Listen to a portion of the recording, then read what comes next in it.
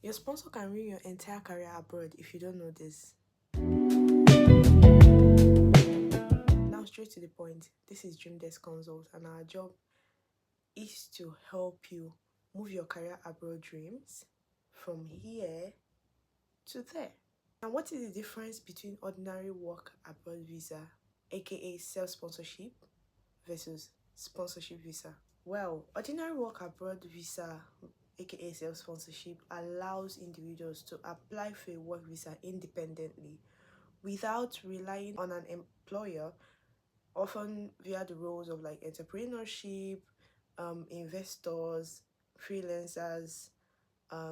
By proving their skills, they are able to secure these visas by proving their entrepreneurial ventures, their academic or professional merit. Now, this path allows for great flexibility, so it is ideal for professionals who prefer to work autonomously, who want to work on their own, who want to run their own business abroad.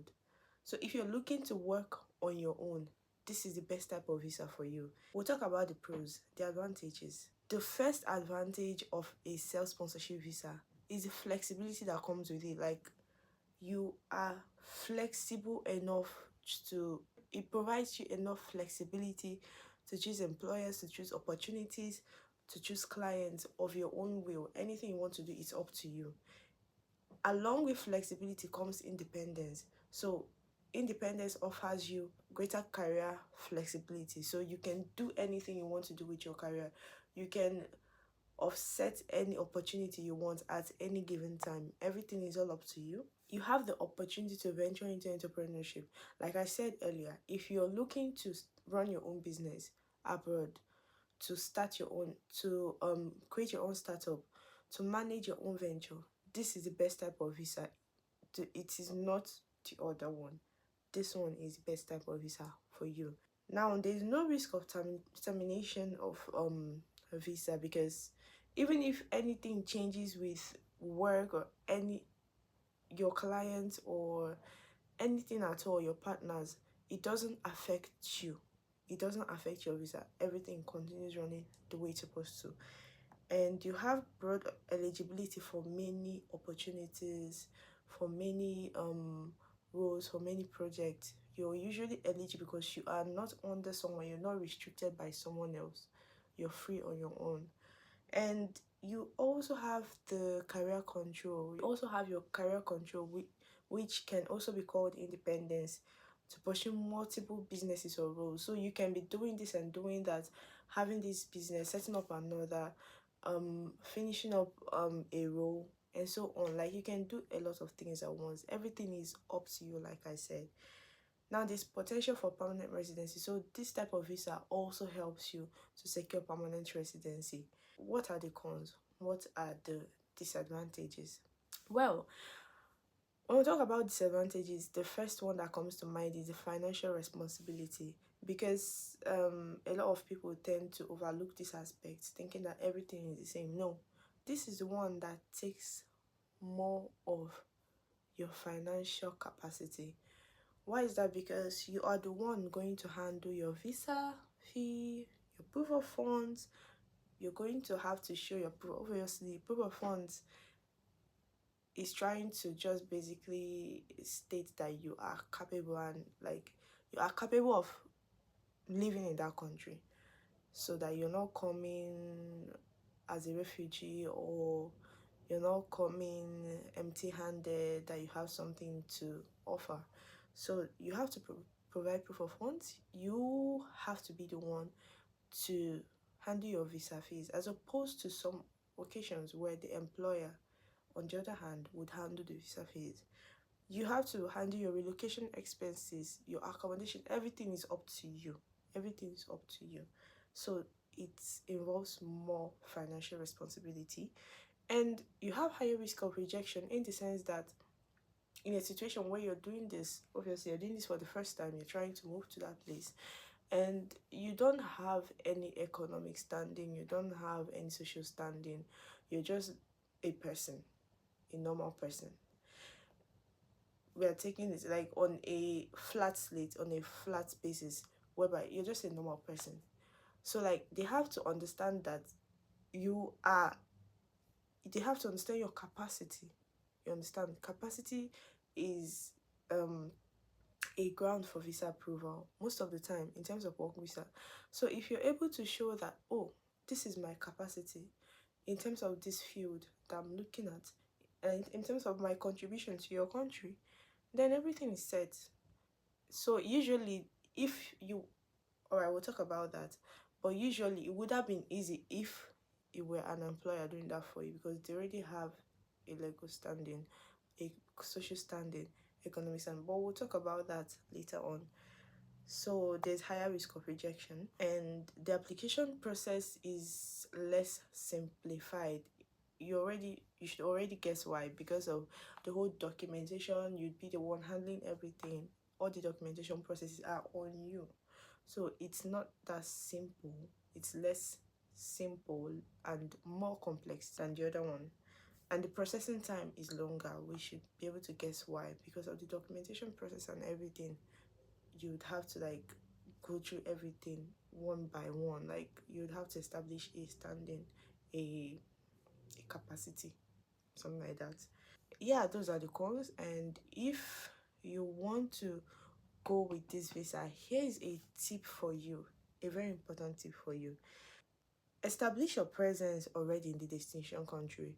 So if you are looking to run a business, run a business, or go on the basis of being an investor, well, I believe what you should do is at least establish a business in that country, which shows that, oh, I'm coming as an investor. I already have something established in your country. This shows that not only am I interested in living in your country and working in your country, but I have something to offer. So establish your presence there. Let there be some kind of history. Like you're going on talent visa, you should try working, or you should try like having a collaboration already with those people, with the people in your industry in that country. You should do that already, then before you apply for this visa. Yeah, that is all for self-sponsorship visa. Now, what about sponsorship visa? What is this like? What does it entail? Sponsorship visa typically involves an employer supporting your application. So you don't have to take on all those responsibilities. Your employer will do that for you. You're going to be working under someone who will take on the paperwork, the visa fees most of the time, and then they will be able to prove that your skills align with the job market requirements. So this option is common for skilled roles, for most times people in healthcare, where employers, they have specific job requirements already set, and they're actively seeking international candidates to fill them. So for example, you are told, oh, there's a job available, so person, um oh, there's a broadcast or a promotion for a job available abroad, and then you are given the information. Most of the time this is under sponsorship. Why? Because it's under someone who is ready to document the processes for you, who is ready to take you under their company, under their name, to cover all the processes for you. You don't have to worry about all the documentation and all that. They will do that for you. All you have to do is pay for your visa sometimes, handle your flight sometimes, some requirements that they would give you, and that is all. So what are the pros? Now, like I said, the first is that your sponsor is involved in financial assistance, financial support for your visa, for your relocation, for legal fees, accommodation, everything. It's on your sponsor. Secondly, you already have a firm job offer which provides you security and stability. So you're not there relocating and then looking for a job. You already have a firm job offer. All you have to do is show up. And the immigration process is simple. Why is the immigration process simple? Because your sponsor is doing everything. Like, You just have to provide what you're asked of, and requirements are very, very basic. It's something you can work around.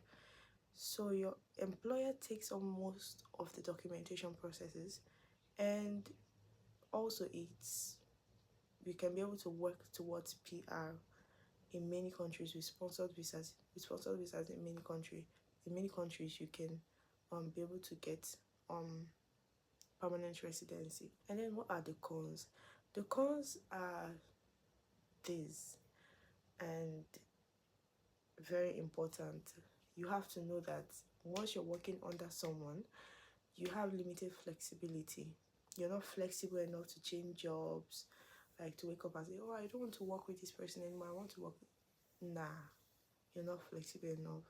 So you're tied to a particular employer. Most of the time you have less control over your work conditions, work requirements, the work environment.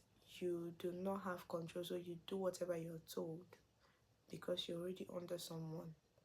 So you're not flexible, you're not independent. There's kind of restricted career growth in the sense that you cannot change roles, because when you want to change roles, it may require reapplication for sponsorship transfer. So you may, like I mentioned earlier, if you wake up and say, oh, I don't want to work as a sales manager anymore, I want to go into advertisement, you may have to reapply for sponsorship transfer, and this is very time consuming. I'm telling you from personal interaction with a client, it is time consuming. You may be jobless for a while. Your visa may even be at risk, and so on. Termination risk, in that if anything happens to your sponsor or the company you're working under, the company you're registered under, colors. Like, I know of a situation where someone someone working peacefully, and all of a sudden something went wrong with the sponsor, and like it required waiting for months and months and months and months on end. And that's a very hard, I don't think anyone wants to have that experience. So, well, let's just hope and pray that nothing goes wrong with you, and that like you have great sponsors who do not have problems. But if at all anything, your job and your visa is gone, like you may be at risk of deportation. So here is a tip for you before you get involved in a sponsorship visa. Before you get involved in the process in general, you have to always understand what kind of visa you're applying for. So, I want to apply, maybe you come to us, DreamDesk Consult. I want a work visa and in social country, and we provide you the opportunity. It's important to ask, what kind of visa am I applying for? Am I applying under someone, or is this freelance? You understand? Is this self-sponsorship? Always ensure that you understand what kind of visa you're applying for. And once you have known this, that it is sponsored, once perhaps it is sponsored for you and you're interested in that, and your job offer, everything, the process goes well, your job offer is obtained, always understand the employment terms and negotiate if possible before you sign anything. Some of you don't read what you're signing. Before you sign anything, read it, understand the terms, make sure it's okay with you. If it's not okay with you, you can always negotiate. You can, they say closed mouth is a closed destiny. Speak up, say what you want, make your request known. Everything should be done in paper, not mouth agreement. Sign, everybody, the parties involved should sign, and make sure you have like the original copy of everything. Otherwise, these little pieces of missing knowledge would ruin your entire career. Like, if you didn't know you were going for sponsored visa and you go ahead to apply for sponsorship visa, your career might be at stake. So do understand what you're doing. And I hope this video would be able, in fact I believe that I would be able to help you understand what you're doing next time you're planning to apply for a work visa. So with this knowledge, What type of work visa would you be going for? Let us know in the comments. And if you do need any type of assistance whatsoever, or have any question whatsoever regarding work abroad, career abroad, feel free to contact us through our contact detail. There's a number on the screen, or any of our contact details on our YouTube contact details section. And once again, it was nice sharing this information with you. And don't forget to share, like, subscribe, and leave a comment so the algorithm can move this content to everyone who needs it. Thank you very much. See you at DreamDesk. Bye.